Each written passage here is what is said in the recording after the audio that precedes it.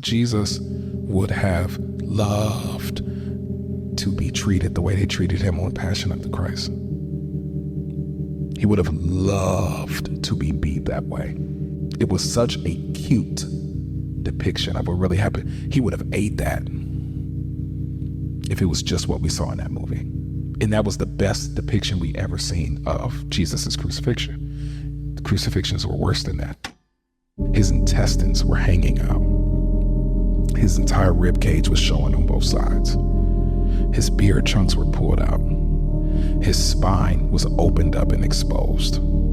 The tissues and the muscles around his spine were exposed.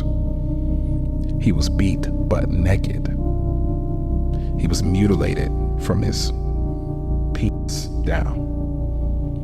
Isaiah chapter 11 says you could not tell whether he was man or a woman. And he was naked. Romans didn't crucify you with a garment. You were naked. The closest thing they had in that movie was how when they beat him with the cat of nine tail whips with the hooks and they were ripping chunks out of him.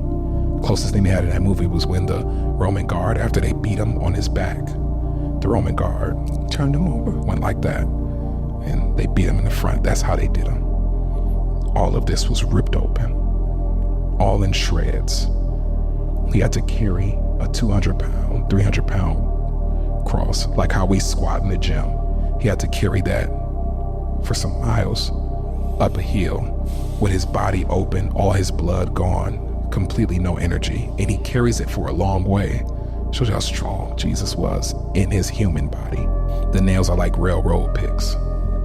It pierces through the nerves in his hands, and I don't know if you ever pinched a nerve, but all the nerves in his hands are pierced through.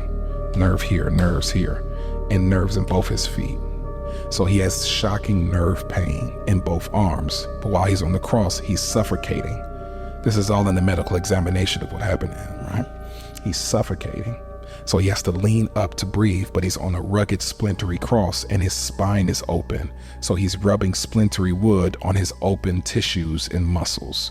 For 6 hours, he's doing this to breathe and rubbing, while nerve pain is shooting in his arms and shooting in his feet.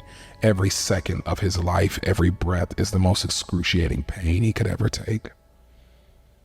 And he doesn't say anything.